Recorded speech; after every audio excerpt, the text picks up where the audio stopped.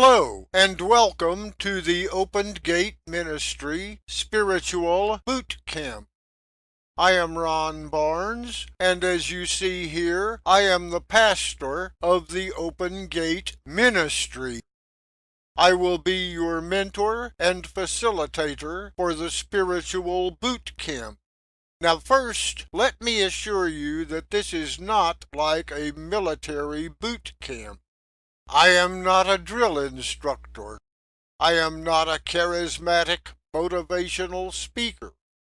I am not here to sell you a product or service. I am not here to invite you to join a cult or a movement. The purpose of this spiritual boot camp is to free you from bondage to ideas, people, and organizations which may be limiting your ability to develop your spiritual consciousness. As you see here, Alfred Lord Tennyson said many years ago that self-reverence, self-knowledge, and self-control are the three qualities which allow you to gain sovereignty over your thoughts, words, and deeds. The purpose of this boot camp is to help you to gain that sovereignty. First, let's define what we mean by self-reverence, self-knowledge, and self-control. As we see here, self-reverence basically means self-respect. We all want to be respected by others, but before others can respect you, you have to learn to respect yourself. How do you do that?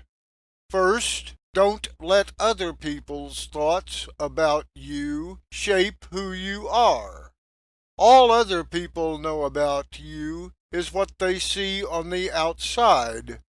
Only you know who you are inside. Judging people by outward appearances is bigotry. Don't allow stupid bigots to warp your self-respect. Second, don't speak badly about yourself. There's a part of your brain called the reticular activating system that records everything you see and hear. That includes everything you say about yourself. If you say bad things about yourself, the next time you try to do something, the reticular activating system will play back the recording of the bad things you said about yourself and degrade your self-confidence, reducing your chances of success. This is not a motivational speech. It's a medical and psychological fact. Look it up. So don't sabotage yourself by saying bad things about yourself. Third, don't let anybody force you to be or do something that you don't want to do or be simply to gain their approval or friendship. They are not looking for friendship, they are looking for control. Don't let anybody control you but you. Fourth, don't violate your own moral codes. What do you stand for? What do you believe? There's an old country song called "You've Got to Stand for Something or You'll Fall for Anything." I believe that's true. So sit down and make a list of your moral standards. Put it somewhere so you can take it out and review it every once in a while. By writing it down, it changes from an idea to a reality. Being true to your code gives you a good reason to respect yourself. The next secret to self-respect is to control your emotions. Anybody who has ever suffered abuse from a parent or companion has probably heard the words, "See what you made me do." Abusers blame others for their own lack of self-control. Like I said earlier, Don't let anybody control you but you. Number 6 is to increase your knowledge. I define love as the desire to learn more about what you love. I love my wife. I want to learn more ways to make her happy. I love God. I want to learn more ways to serve His purpose. If I love my job, I want to learn more ways to do it better. If I love my car, I want to learn how to make it run better.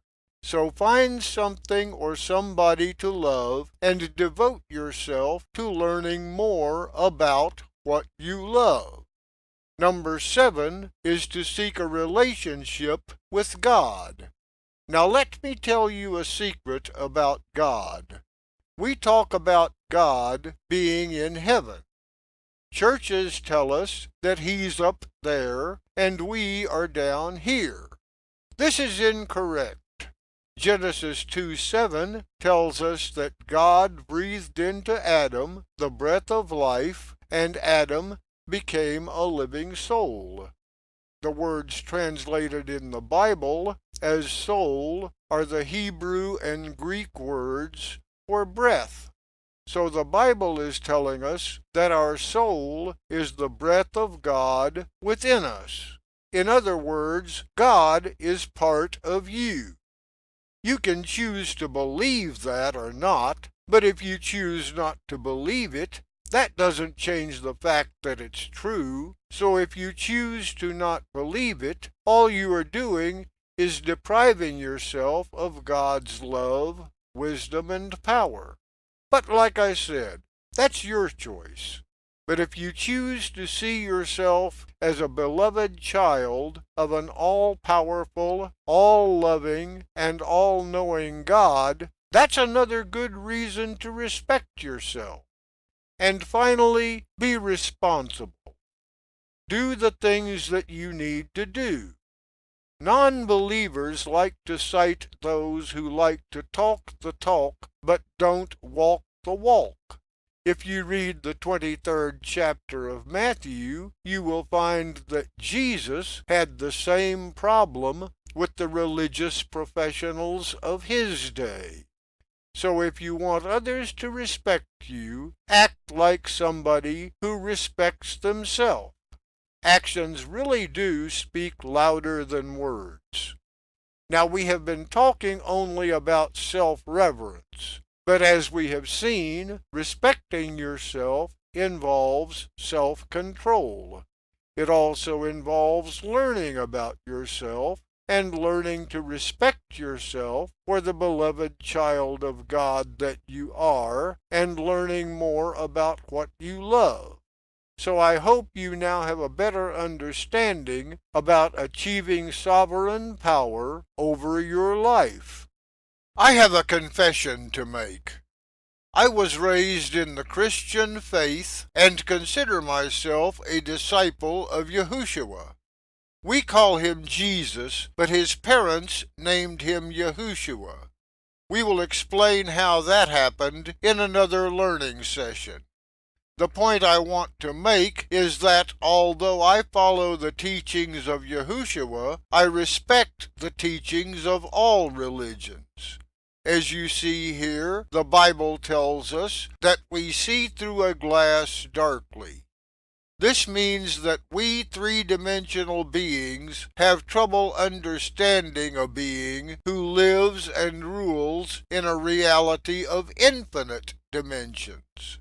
This is why religious organizations attempt to humanize God and shrink him down to something that our limited senses and mentality can comprehend.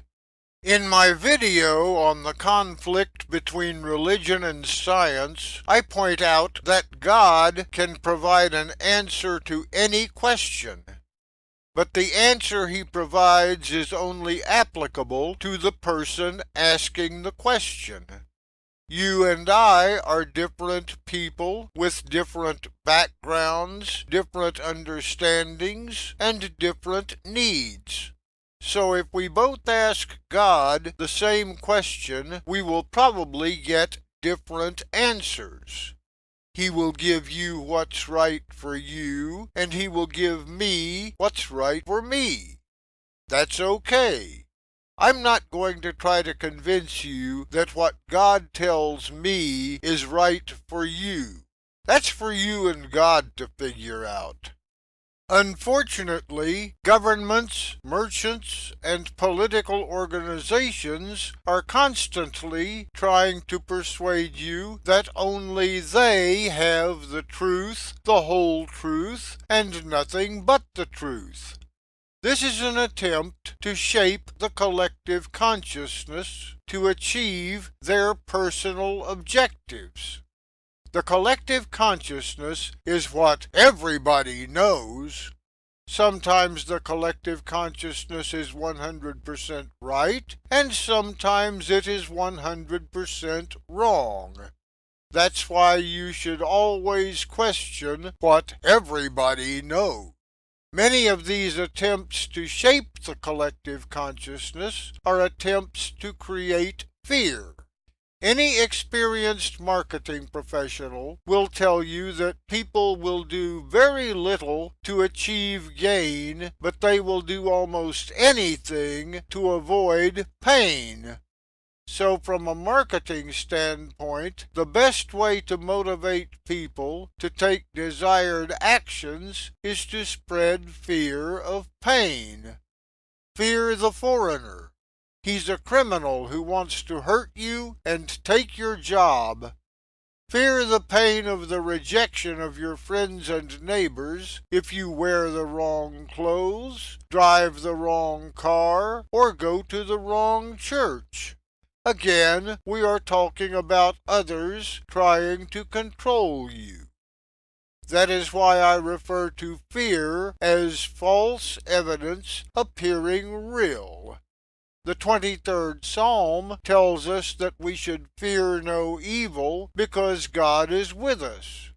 Obviously, those who try to use fear to control you do not believe that God is with you. Maybe that's because they think God is not with them. When you are tempted to submit to the control of others, talk to God. Like I said, He's a pretty smart guy, and He usually gives pretty good advice. And since He doesn't need to lie to you to gain control, He doesn't need to use fear. What you see here is a statement of how the person who limits their vision and thinking to the material world thinks. He believes what he sees. What he doesn't realize is that our brains interpret what we see by relating it to previous sensory inputs. This is why two people can see the same thing and interpret it in different ways. He also fails to realize that those who want to control us often manipulate what we see to serve their own selfish purposes. To the material world, seeing is believing. But to the person who understands himself as both a material being and a spiritual being, believing is seeing. Even if you are not a religious or spiritual person, your physical perceptions are colored by the beliefs formed by previous experiences. Like it or not, your physical perceptions are altered by your spiritual beliefs. This is why I told you earlier to write down your moral code. This will cause you to give some thought to what you believe.